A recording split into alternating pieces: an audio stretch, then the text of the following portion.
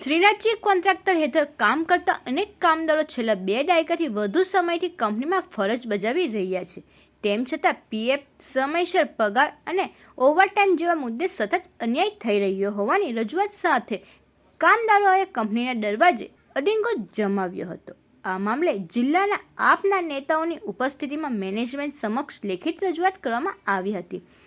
2 દિવસની લાંબી ખેંચતાણ બાદ કંપની સત્તાધીશો અને કામદારોના પ્રતિનિધિઓ વચ્ચે બેઠક યોજાઈ હતી। મેનેજમેન્ટ કામદારોની માંગણીઓ અને વ્યાજબી ગણાવી તેને તબક્કાવાર અમલી બનાવવાની ખાતરી આપતા મામલો થારે પડ્યો હતો।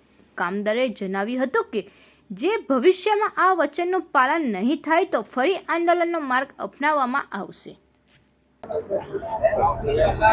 આજે અંકલેશ્વર ખાતે આવેલ કે પટેલ જે કંપની છે એના કોન્ટ્રાક્ટરની અંદર જે એમાં કોન્ટ્રાક્ટ ચાલે છે એમાં કેટલાક વર્કરો આજે 100 થી 150 જે વર્કર છે એ વર્કરોની અમુક માંગણીઓ હતી। એ માંગણીઓ ઉપર કોન્ટ્રાક્ટર સાથે ચર્ચા કરવામાં આવી। કોન્ટ્રાક્ટર અને કંપની મેનેજમેન્ટ સાથે જે વર્કર છે એમાંથી પણ 3 લોકો ત્યાં અમારી સાથે હતા। કંપની મેનેજમેન્ટ સાથે ચર્ચા કરવામાં આવી। કંપની મેનેજમેન્ટ પાસે માંગણી હતી કે આ લોકો જે 12 કલાક જે નોકરી કરે છે એટલે કે જે 4 કલાકનો ઓવરટાઈમ છે ને એમાં જે લોકોને ઓવરટાઈમ ડબલ આપવામાં નથી આવતો એમાં કંપની મેનેજમેન્ટ દ્વારા બિલકુલ પોઝિટિવ આન્સર આપવામાં આવે છે ને એ લોકોને જે કાલથી જે પણ લોકોના ઓવરટાઈમ થશે એ ઓવરટાઈમ એ લોકોના જે 4 કલાકના ડબલ જે ઓવરટાઈમ આપવાનો છે એ એમને સ્વીકાર્યો છે। સાથે જ જેટલા 10 થી 15 વર્ષથી જે લોકો નોકરી કરે છે એમાં કંપનીની અંદર ડાયરેક્ટ જેમને ભરતી કરવાની વાત હતી તો એમાં કંપનીની અંદર પ્રપોઝલ મૂક્યું છે। આ તમામ જે લોકો છે જે સૌથી જૂના વર્કર છે એ લોકોને જે 15 વર્ષવાળા લોકો છે કંપની કોન્ટ્રાક્ટર કંપનીની અંદર એ પ્રપોઝલ મૂકી દેશે લખીને। જ્યારે પણ કંપનીની અંદર ભરતી કરવાની જરૂર પડશે કાયમી માટે ત્યારે પ્રથમ પ્રાયોરિટી આ લોકોને આપવામાં આવે એવી પણ એક રજૂઆત કરવામાં આવી છે। સાથે જ એ લોકોને જે બોનસની જે વાત હતી એ બોનસ ઉપર પણ એ લોકોને પોઝિટિવ જે જવાબ આપવામાં આવ્યો છે।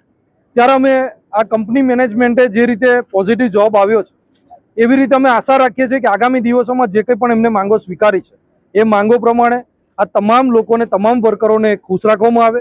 એ લોકોની માંગો એમને જે હક અધિકારની જે માંગો છે એમની પૂરી કરવામાં આવે અને આગામી દિવસોની અંદર જે લોકોની ગઈકાલથી એ લોકો જે સ્ટ્રાઇક ઉપર હતા આજે એ લોકો એમની સ્ટ્રાઇક પૂરી કરી આવતીકાલથી એ લોકો કંપનીમાં એમના પોતાના જે રોજીરોટી એમની જે કામ છે એની પદ્ધતિ એ લોકો ચાલુ કરશે। અમે આશા રાખીએ છીએ કે ભરૂચ જિલ્લાની અંદર આટલી મોટી જીઆઈડીસી આવી છે।